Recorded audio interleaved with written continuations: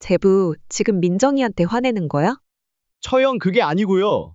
아니, 내가 진짜 열받았는데 민정이 생각해서 참고 있었거든? 근데 안 되겠네. 지금이 어느 땐데 며느리라고 친정 식구랑 한 약속은 무시하고 시할머니 댁부터 가야 해? 그게 말이 돼? 그게 아니라니까요. 아니긴 뭐가 아니야. 거짓말하게 만들어 놓고 왜 애를 잡아? 그것도 우리가 집에 와 있는데? 처가 식구들은 우습게 보여? 뭐야 이게? 오늘 이야기의 주인공은 60세 문희애 씨입니다. 그녀의 아들과 며느리, 그리고 사돈 가족들과 얽힌 복잡한 이야기입니다. 문 씨는 예전부터 딸 많은 집에 아들 장가 보내지 말라는 말을 여러 번 들은 적이 있었습니다. 처음엔 웃어 넘겼지만 지금은 그 말이 뼛속까지 와닿았습니다. 물론 모든 집이 그런 건 아니겠지만 문 씨에게는 그 말이 100% 맞았습니다. 주변을 봐도 딸 많은 집들은 유독 화목해 보였습니다. 중심에는 엄마가 있고 그 주변을 딸들이 빈틈없이 둘러싼 구조, 그리고 딸들이 셋이나 되고 그중 아들 하나도 없는 집이라면 이야기는 달라집니다. 문 씨의 사돈 집안이 바로 그런 집이었습니다. 세 자매 중 막내가 문 씨의 며느리였고 처음엔 문 씨도 그걸 장점이라 여겼습니다. 어릴 적부터 자매들 사이에서 배려와 협동을 배웠겠거니 싶었기 때문입니다. 하지만 현실은 전혀 달랐습니다.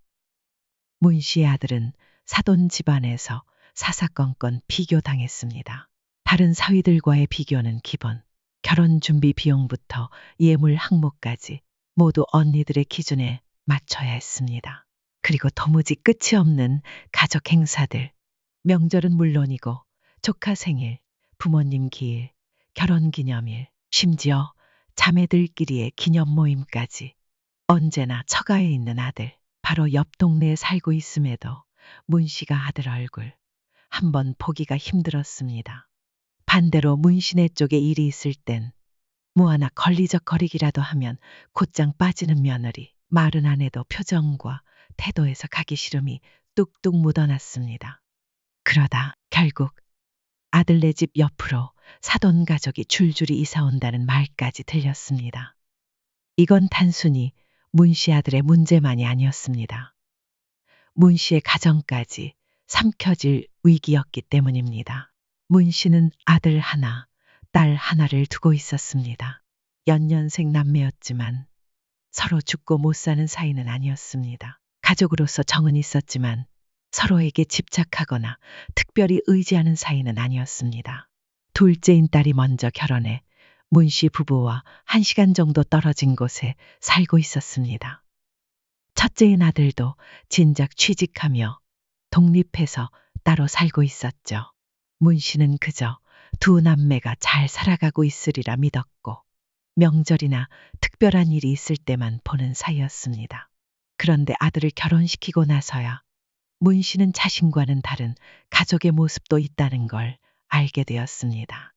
2년 전 문 씨는 아들을 결혼시켰습니다. 그때는 마냥 신기한 기분이었습니다. 예식장 한켠 사돈 부부와 그들의 셋 딸이 나란히 앉아있는 모습을 보고 문 씨는 조용히 웃음을 지었습니다. 바깥 사돈이 여자들 사이에서 외롭게 앉아있는 모습은 다소 어색해 보이기까지 했습니다. 세 자매가 너무 보기가 좋네요. 그렇죠? 아들 없어도 하나도 안 부러워요. 그러실 것 같아요. 든든하기도 할 것 같고요. 그럼요. 다 엄마 마음을 척척 알아주니까요. 그러려고 그런 건 아니겠지만 딸만 낳길 잘하신 것 같기도 해요. 아들들은 괜히 속썩이잖아요. 아, 아무래도 딸이 더 부드럽긴 하죠. 어머, 그럼요. 우리 집 보물들이에요. 안사돈은 딸들을 자랑스러워하는 눈빛으로 바라보았습니다. 그 눈빛은 확실히 빛나고 있었고 딸들은 그런 시선을 당연하다는 듯이 받아들이고 있었습니다. 문 씨는 그 장면이 보기 좋다고 생각했습니다. 가족 간의 애정이 참 보기 좋아. 문 씨는 속으로 생각했습니다. 우리 아들도 저런 화목한 집의 일원이 되는구나. 하는 생각이 들어 기분이 나쁘지 않았습니다. 저희는 아들 하나, 딸 하나라 그렇게 막 친근한 분위기는 아닌 것 같아요. 아무래도 그렇겠지요. 그런데 박서방이 우리 집에 장가들면 사위가 셋이 되는 거잖아요. 형제 생기는 거랑 다를 게 뭐 있겠어요. 너무 좋겠죠? 그렇겠네요. 며느리의 언니 둘은 이미 결혼을 마친 상태였고 문 씨의 아들이 막내 사위가 되는 자리였습니다. 안사돈 말대로 사위가 셋이나 되니 문 씨 아들에게는 새로운 가족이 한꺼번에 많이 생기는 셈이었습니다. 결혼 이야기가 본격적으로 오가던 어느 날 집은 아이들 직장 근처에 마련하는 게 어떻겠느냐는 말이 나왔습니다. 집은 애들 직장 근처에다 마련하면 좋지 않을까요? 비용 절반은 저희가 준비할게요. 결혼식이 채 가까워지기도 전이었지만 아들을 통해 미리 집은 반반으로 하자는 이야기를 들었던 문 씨는 그 얘기를 조심스럽게 꺼냈습니다. 저희도 반반 부담하는 게 좋을 것 같다고 아들이 말하길래요. 그 얘기 저희끼리도 해봤거든요. 그러자 안사돈이 말을 끊었습니다. 반반이야. 아, 그래도 그건 좀... 그 말에 문 씨는 당황해 아들을 바라보았습니다. 아들은 무슨 소리야 하는 표정으로 얼떨떨해했습니다. 저도 들은 건 있어요. 애들이 아직 잘 몰라서 그런 얘기를 한 것 같은데. 그래도 저희 두 딸 결혼할 땐 다 시댁에서 집을 해오셨어요. 아, 그런가요? 네. 그런데 막내만 반반으로 하면 언니들도 서운해할 수 있고. 수진이 마음도 좀 그렇지 않겠어요? 그 말이 끝나기 무섭게 옆에 앉아있던 두 딸이 동시에 고개를 끄덕였습니다. 문 씨의 며느리 될 사람 역시 눈치를 보며 아무 말 없이 앉아 있었습니다. 얘기가 다 된 줄 알았는데 결혼 자리에 앉아 대놓고 집은 시댁이 해와야 한다는 말을 듣자 문 씨는 당황스럽고 조금은 억울한 마음이 들었습니다. 남자라는 이유로 당연하다는 듯 집을 해오라는 말은 문 씨에게 납득되지 않았습니다. 문 씨도 딸을 결혼시킬 때 반반씩 지원해 준 적이 있었습니다. 그렇게 따지면 문 씨의 딸도 지금 이 상황을 알게 되면 서운할 수 있는 일이었습니다. 문 씨는 선뜻 대답을 내놓지 못했고 그날의 상견례는 어색하게 끝이 났습니다. 이후 문 씨 가족끼리 따로 모여 의논을 한 결과 문 씨 부부 소유의 집 중 한 채를 아들이 결혼 후 들어가 살기로 결정했습니다. 딸 역시 전혀 섭섭하지 않다며 흔쾌히 고개를 끄덕였고 그래서 가능했던 결정이었습니다.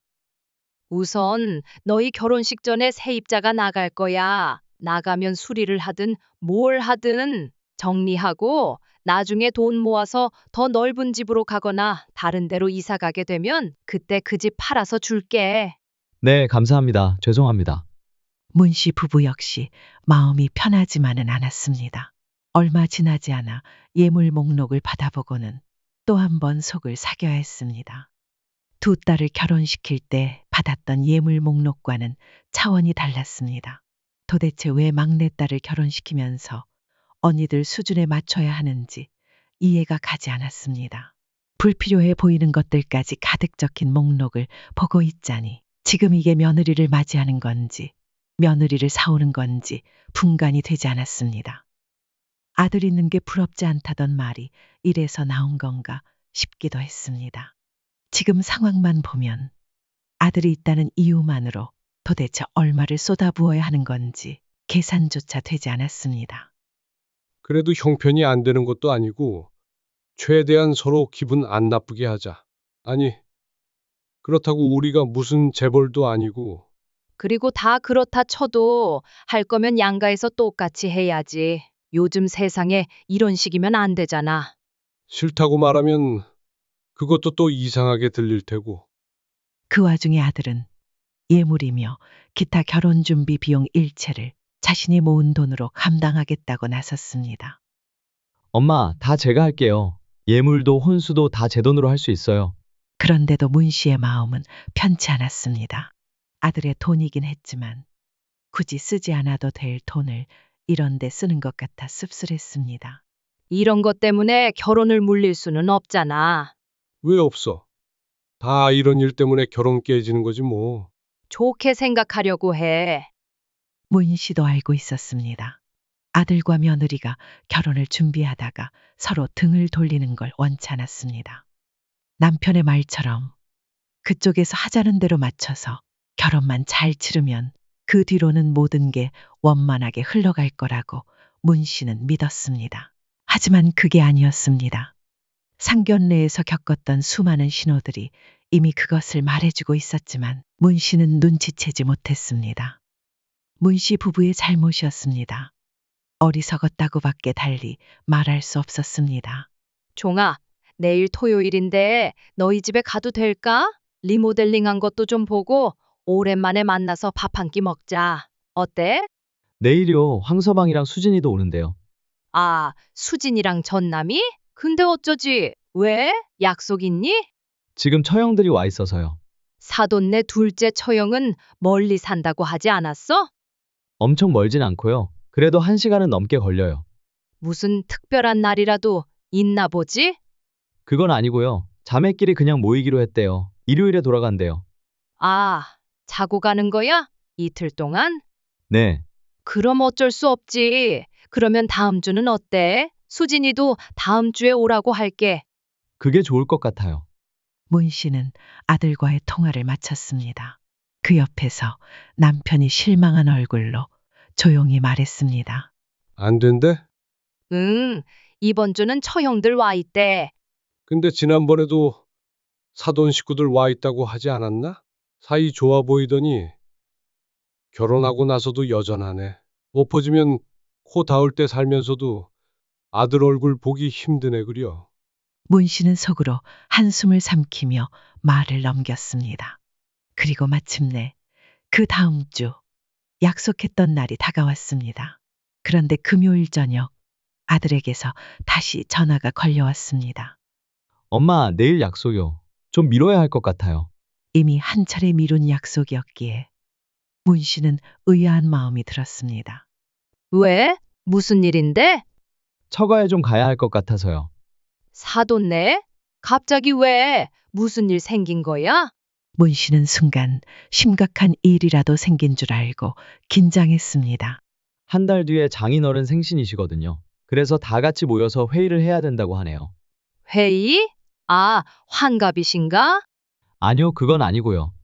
환갑도 아니고 생일이 한 달이나 남았는데 가족 계획을 세운다는 이유로 다 같이 모여야 한다는 말이었습니다. 그것도 약속 하루 전날에야 통보를 한 상황이었죠. 문 씨는 황당했지만 그렇다고 아들에게 거기 가지 말고 우리 집으로 와라는 말은 차마 할 수 없었습니다.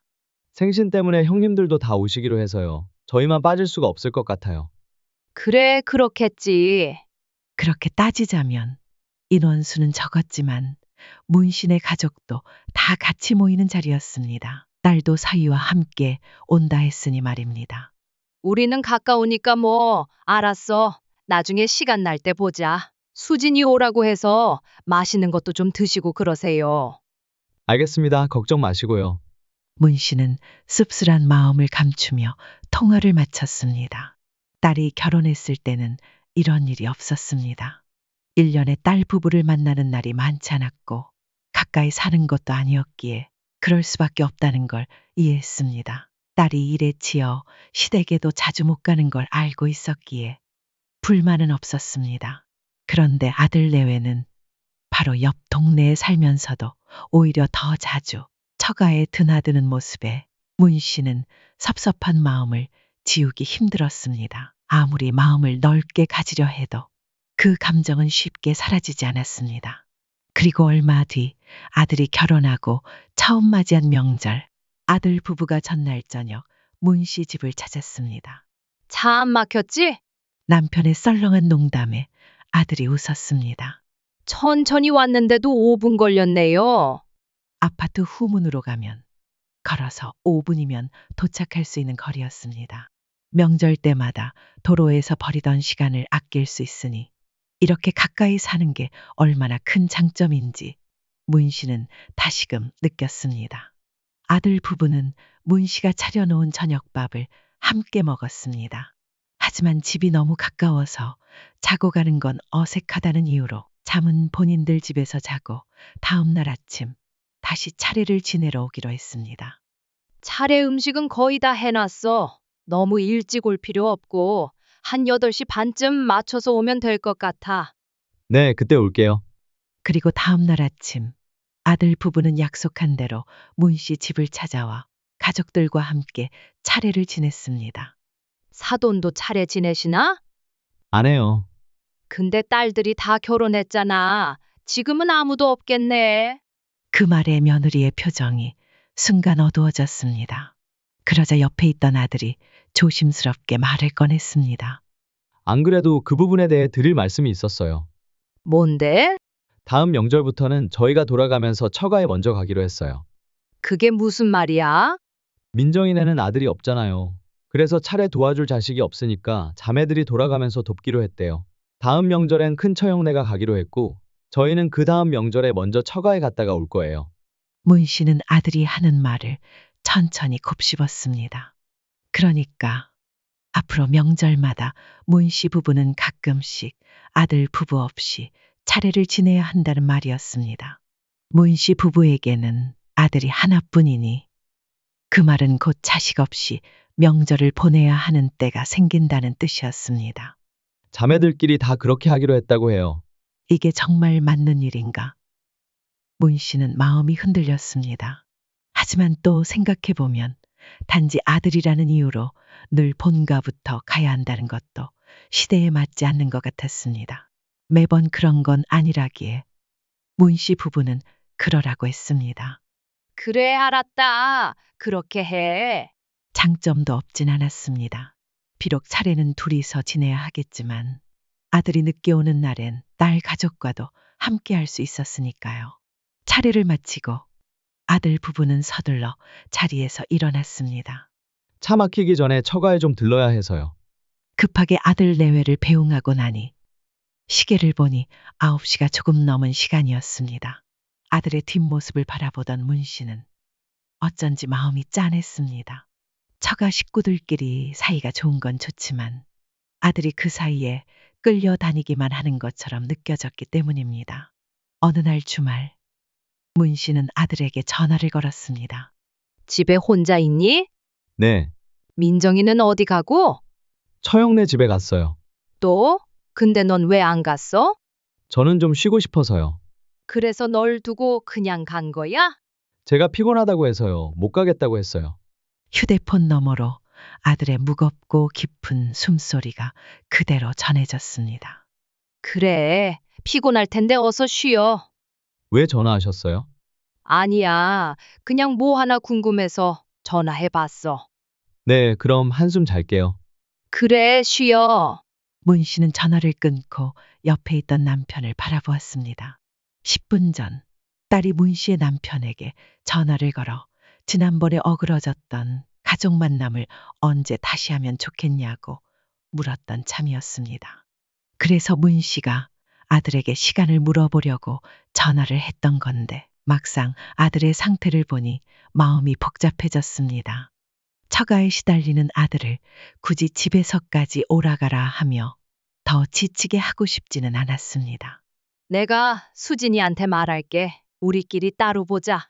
그렇게 해서 다음 주에 문 씨 부부는 딸 부부를 따로 만나기로 했습니다.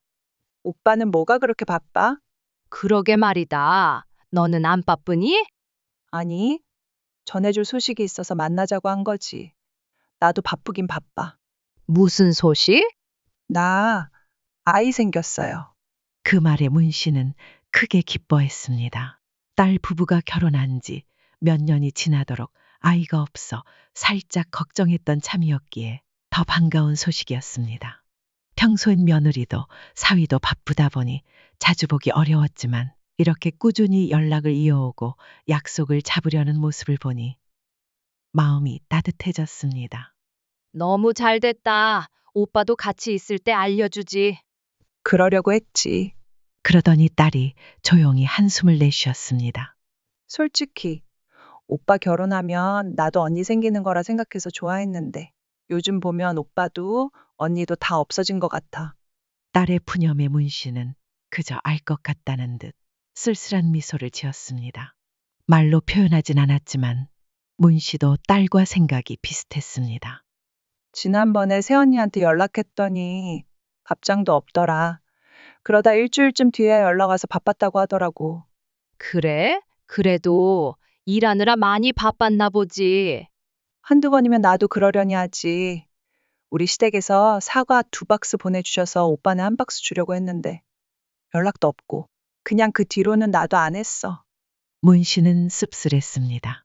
여전히 아들네 집을 들락날락거리는 사돈네, 그리고 한 달이면 2번은 꼬박꼬박 처가에 들르는 아들의 모습을 알고 있었습니다.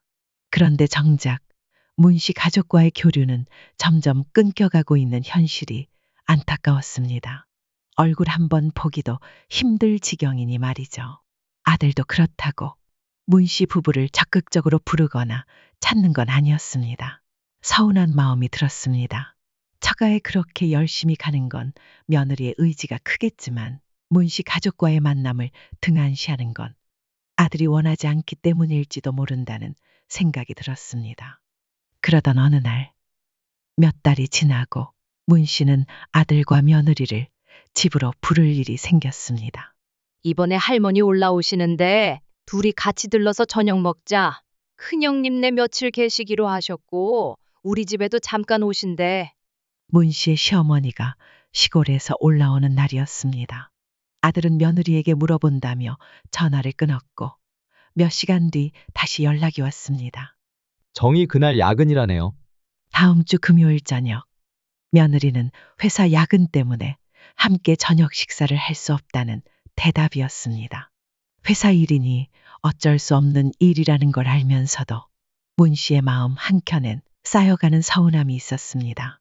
뭔가 일이 생기기만 하면 늘 야근, 바빠서 못 가. 그런 말뿐인 며느리. 그동안에는 아들이 혼자 몇 번 얼굴을 비췄을 뿐 며느리는 명절이나 가족 행사에도 거의 모습을 보이지 않았습니다. 문 씨는 말없이 그렇구나 하고 넘겼지만 속마음은 달랐습니다. 표현하지 않았을 뿐 그 서운함은 분명 존재했고 그럴 만한 이유도 충분했습니다. 문 씨는 단지 서운했을 뿐이었습니다. 집 밖을 나서서 문 씨의 집에 도달하는데 걸리는 시간은 아무리 천천히 걸어도 불과 몇 분뿐이었습니다. 그런데도 차로 1시간이 넘게 걸리는 사돈네는 그렇게 자주 가면서 바로 옆에 있는 시집에 올 때는 꼭 약속이 있고 야근이 있고 바쁘다는 이유가 따라붙었습니다. 저 혼자라도 갈게요. 그래, 그럼 그때 보자. 문 씨는 속이 부글부글 끓는 듯 했습니다. 그렇다고 야근한다고 말하는 며느리를 억지로 끌어다 놓을 수는 없었습니다. 그런 나쁜 시어머니가 되고 싶은 마음은 문 씨에게 추호도 없었습니다. 그리고 그날 저녁 문 씨 부부와 아들은 시어머니를 모시고 식사를 했습니다. 집 근처 탕집에서 저녁을 먹고 천천히 걸어서 문 씨의 집으로 향하고 있었습니다. 어머님, 바람 선선하니 좋죠? 그러게. 우리 손주 며느리도 얼굴 좀 봤으면 좋았을 텐데. 회사 일이 바빠서요. 다음에 꼭 같이 내려갈게요. 형님이 한 20분쯤 뒤에 모시러 오신다니까 그때까진 집에서 쉬시면 될 것 같아요. 알겠어. 휘종이, 너는 집 여기니까 먼저 들어가 있어. 네. 그렇게 아들 집 아파트 앞을 지나던 순간 문 씨는 택시에서 내리는 익숙한 얼굴을 보았습니다. 민정이니? 일이 생각보다 일찍 끝났나 보네. 하지만 이내 택시 뒷문에서 연이어 내리는 두 사람을 본 순간 출발지가 회사가 아니었음을 알 수 있었습니다. 저거 영. 아들이 옆에서 중얼거렸습니다. 그리고 택시에서 내린 며느리와 그 옆에 낯익은 여자 2명은 문 씨 가족과 딱 마주쳤습니다. 어머님, 아버님. 안녕하세요. 안녕하세요. 오랜만에 뵙네요. 민정아, 우린 먼저 들어가 있을게. 두 사돈댁 여성은 아들의 아파트 쪽으로 먼저 사라졌고 며느리는 남아 시할머니에게 인사를 했습니다. 아이고, 늦은 시간까지 일하느라 고생이 많네. 아, 아니에요, 엄마. 저는 여기서 집으로 들어갈게요. 할머니, 나중에 제가 꼭 한번 내려갈게요. 그래, 어서 들어가 봐. 네, 다음에 뵐게요. 아들은 아무 말 없이 며느리를 데리고 급히 아파트 단지 쪽으로 사라졌습니다. 그 뒷모습을 바라보던 문 씨의 마음은 말할 수 없이 무거워졌습니다. 언뜻 본 아들의 표정이 너무 좋지 않았습니다. 문 씨 부부는 집으로 돌아왔다가 몇 분 뒤 시어머니를 배웅하기 위해 다시 나왔습니다. 시어머니가 차에 올라타자 문 씨가 남편에게 말했습니다. 당신 먼저 들어가 봐. 왜? 나는 휘종이, 내 잠깐 다녀올게. 민정이 때문에 그래? 문 씨는 고개를 끄덕였습니다. 아들 부부가 걱정되기도 했고 며느리에게 직접 자초지종을 들어보고 싶은 마음도 들었습니다. 나온 김에 휘종이한테 잠깐 나오라고 하게. 남편은 조용히 고개를 끄덕이고 먼저 집으로 들어갔습니다. 문 씨는 아들에게 전화를 걸며 옆 아파트 쪽으로 천천히 걸음을 옮겼습니다. 하지만 아들은 전화를 받지 않았습니다. 혹시 싸우고 있는 건 아닌가 싶어 문 씨의 마음은 점점 더 불편해졌습니다. 아파트 후문 쪽 뒷길로 접어드는데 멀리서 아들과 며느리가 보였습니다. 아직 집에 들어가지 않은 건지 아니면 다시 나온 건지는 알 수 없었지만 사돈들은 보이지 않았습니다. 그리고 곧 문 씨는 아들과 며느리가 격한 말다툼을 벌이고 있는 장면을 목격했습니다. 어쨌든 당신이 약을 한다고 거짓말한 건 맞잖아. 아니야. 문 씨는 걸음을 멈췄습니다. 그렇게 말하면 나도 서운하지. 원래 언니들이랑 만나기로 했던 건 알지만 내가 일방적으로 약속을 깬 것도 아니잖아. 그건 놀러 오는 거고 거의 매주 보는 거잖아. 할머니는 오랜만에 오신 거고 결혼 후로 처음 뵙는 거야. 바로 옆에 살면서 얼굴 한번 안 뵌 건 너무한 거지. 당연히 그게 먼저라고 생각했지. 왜 시댁 식구가 항상 먼저야? 선약이 먼저지. 그렇다고 약을 한다고 거짓말을 해? 그냥 거절하기가 너무 애매해서 그랬지. 그리고 거짓말했으면 들키지나 말았어야지. 어떻게 바로 집 앞에서 시부모님을 마주쳐? 우리가 외식 중이었다면서. 마주칠 수도 있겠다고는 생각해야지. 아니 어떻게 그걸 예측해? 아까 밥 먹는다고 했잖아. 다 먹고 나왔지. 그럼 당신이 미리 말이라도 해줬어야지. 난 당신한테도 야근이라고 들었는데 내가 어떻게 알아? 결국 이게 다 오빠 때문이야. 형님들은 항상 아내들 먼저 배려해. 가족 행사도 와이프 쪽 먼저 생각해준다고. 또 그 소리야? 왜 자꾸 형님들이랑 나를 비교하는 건데? 그 말에 문 씨의 인상이 순간 일그러졌습니다. 속으로 꾹 눌러 참긴 했지만 무언가 가슴 깊은 곳을 콕 찌른 듯한 기분이었습니다. 딱히 자신에게 직접 한 말이 아니었음에도 그 말보다 더 기분 나쁜 건 아들이 그런 말을 듣고 있는 그 상황 자체였습니다. 내 아들을 다른 사람과 비교해서 그렇게 괴로운 표정을 짓게 만드는 며느리가 문 씨 눈엔 곱게 보일 리 없었습니다. 아들의 말투와 분위기를 보니 이런 일이 한두 번이 아니었던 것 같았습니다. 문 씨는 그 자리에 가서 한마디를 해야 할까 말아야 할까 망설였습니다. 하지만 지금 이 자리에서 끼어들어 며느리에게 무슨 말을 해본들 아들 부부 사이에 도움이 될 리 없다는 생각이 들었습니다. 오히려 상황만 더 악화될 가능성이 커 보였습니다. 문 씨는 깊은 한숨을 한 번 쉬고는 조용히 발길을 돌렸습니다. 얘기를 하려면 나중에 아들이랑 따로 하자. 그렇게 마음을 정하고 돌아서던 그때 갑자기 뒤에서 날카로운 목소리가 문 씨의 등을 때렸습니다. 제부, 지금 민정이한테 화내는 거야? 처형, 그게 아니고요. 아니, 내가 진짜 열받았는데 민정이 생각해서 참으려고 했거든? 근데 안 되겠네.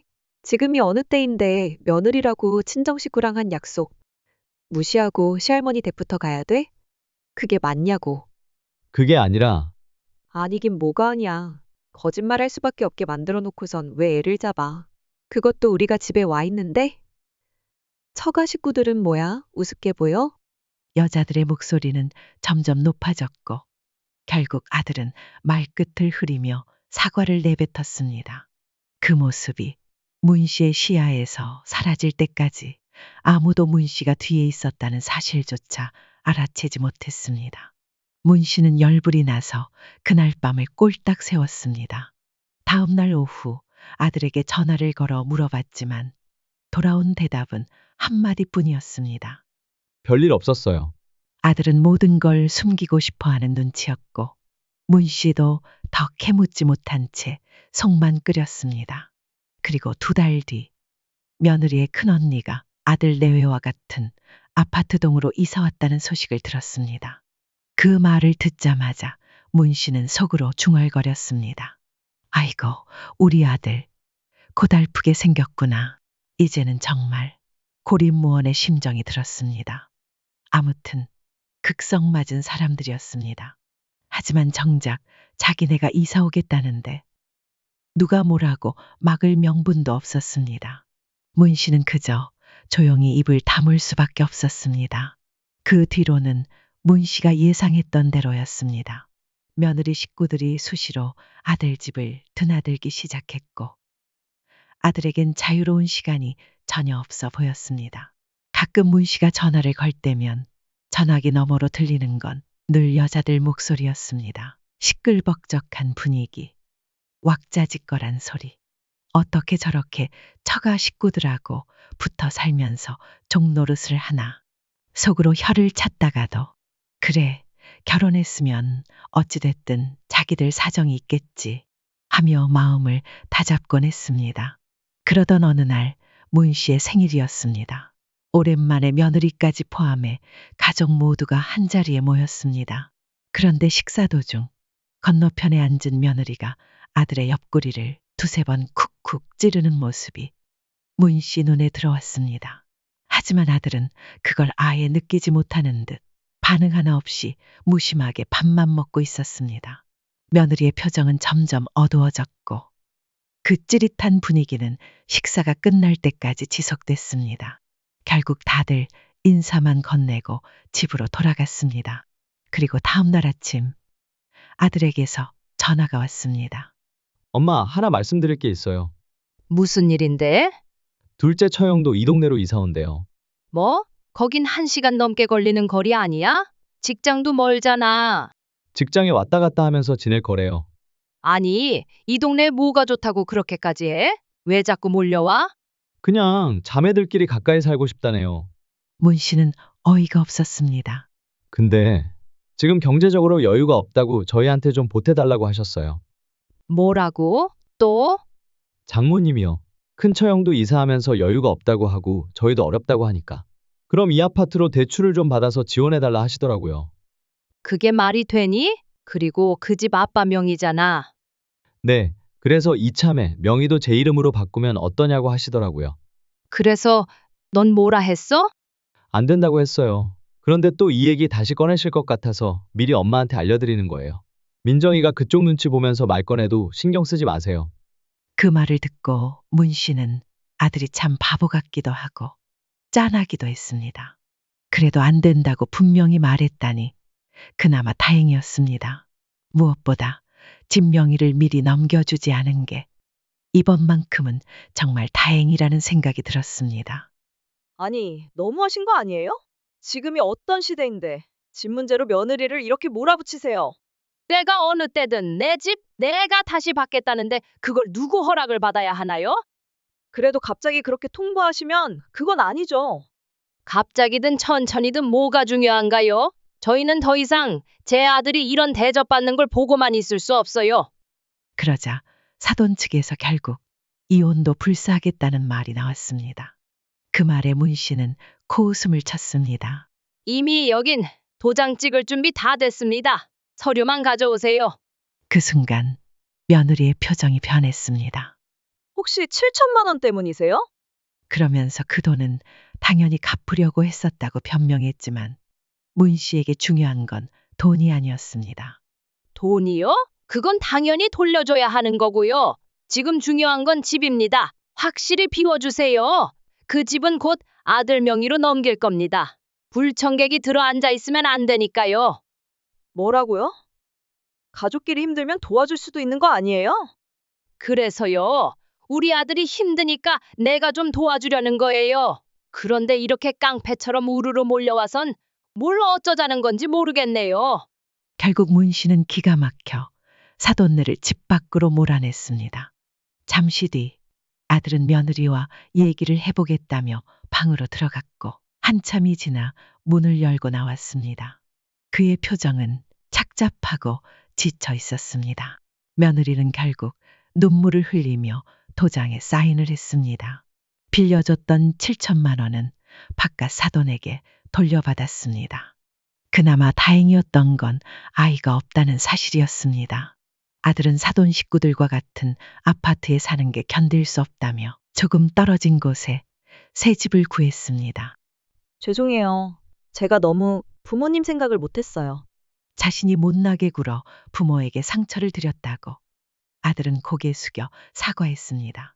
그 2년 동안 문 씨도 아들에게 서운한 점이 많았고 밉게 느껴질 때도 있었지만 결혼 2년 만에 이혼남이 되어버린 아들의 모습을 보니 마음이 결코 편치 않았습니다. 그렇지만 한편으론 더 늦기 전에 진실을 깨닫고 갈라선 것이 차라리 다행이라는 생각도 들었습니다. 어쨌든 아들은 아직 젊고 다시 시작하면 될 일이었습니다. 무엇보다 이 일을 통해 단단해진 모습은 인생의 값진 교훈이 될 것입니다. 문 씨의 사연은 여기까지입니다. 처가에 치여 사는 아들, 그 아들을 이용하는 며느리, 그리고 얄밉게 몰려오는 사돈 식구들까지. 어떻게 보면 조금 늦은 선택일 수도 있었지만 단호하게 정리한 문 씨의 결단, 여러분은 어떻게 보셨나요? 그래도 가족인데라는 말로 참고만 계셨던 분들이라면 이번 이야기에서 조금이나마 위로와 통쾌함을 느끼셨길 바랍니다. 여러분이라면 문 씨처럼 대응하셨을까요? 혹은 더 좋은 방법이 있었을까요? 댓글로 여러분의 생각을 남겨주세요. 문 씨 같은 상황을 겪고 있는 분들에게 큰 도움이 될지도 모릅니다. 이야기가 공감되셨다면 구독과 좋아요, 그리고 알림, 설정 부탁드릴게요. 다음에 더 현실감 있고 흥미진진한 이야기로 찾아오겠습니다. 감사합니다.